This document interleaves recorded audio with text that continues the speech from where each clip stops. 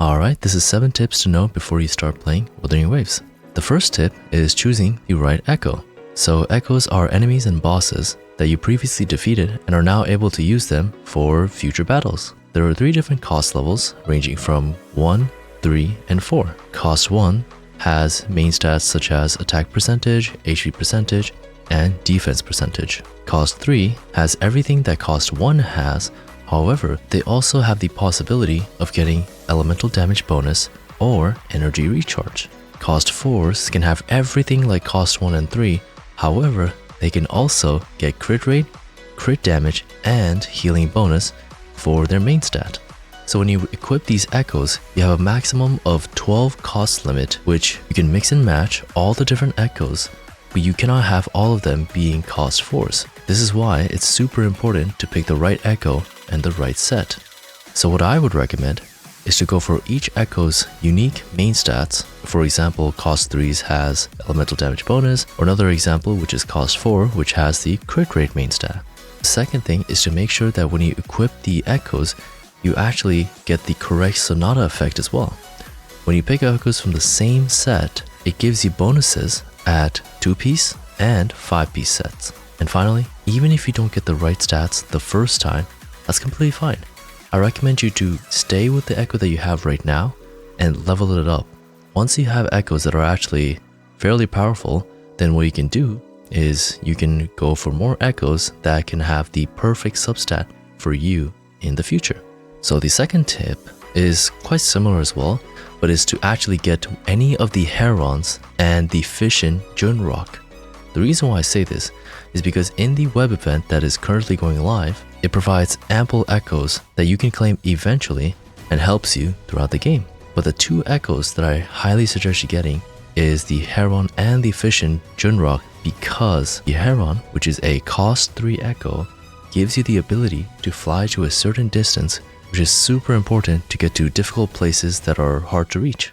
On the other hand, the fission junrock is also super important because it's such a cute cost 1 echo, but not only does it heal you when you're in battles or fighting bosses, it also helps you collect materials along the way. Not only will you have more freedom when you're going out about and traveling to different places, but it's also super easy to get the fission junrock.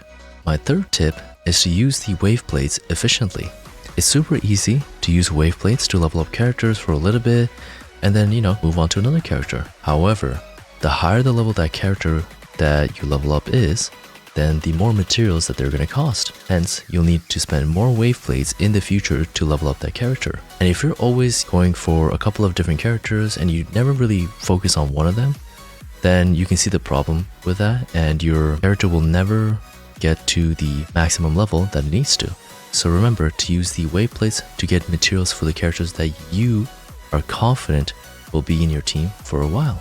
The second thing is that you should always use your waveplates, no matter what. For instance, if you finish leveling up your characters, then you can use the waveplates to get materials for your echoes too. The fourth tip is to learn how to dodge and parry. This game is definitely one of the more difficult games where combos do matter.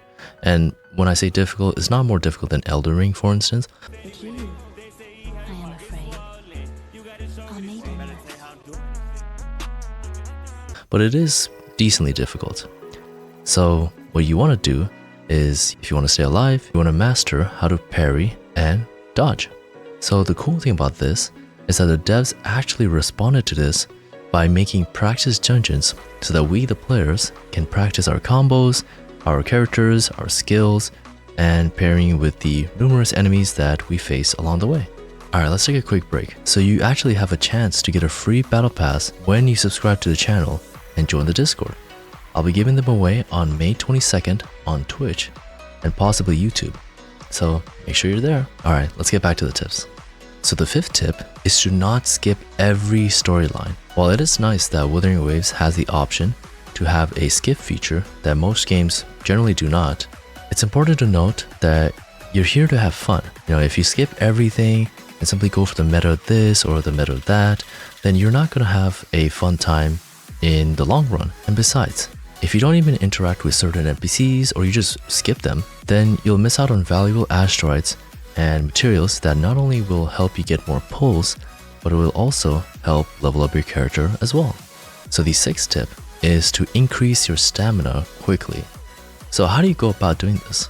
Well, when you level up your data bank, not only are you getting more rewards such as having an increased drop rate to get future echoes, but you will also increase your stamina as well. This will not only help you fight more bosses easily, but it will also help you in traversing the world more efficiently. My last final tip is to complete events. Most of the time, I see so many people that forget about the temporary events or only do a little bit before stopping. If you want to get the most out of your game without spending too much money, or even not at all, then completing events is definitely one of the best ways to get asteroids and to pull for the characters. Your second best way to get asteroids and materials is to actually win the battle pass on the giveaway. So remember, all you have to do is subscribe, join the Discord, and join the Twitch or possibly YouTube on May 22nd, and boom, you just get a battle pass literally on the day that the game comes out. So how simple is that? Well, that's everything for me. I hope these tips help you stay focused on the game and keeps you in the right path. I'll see you later. Have a good one.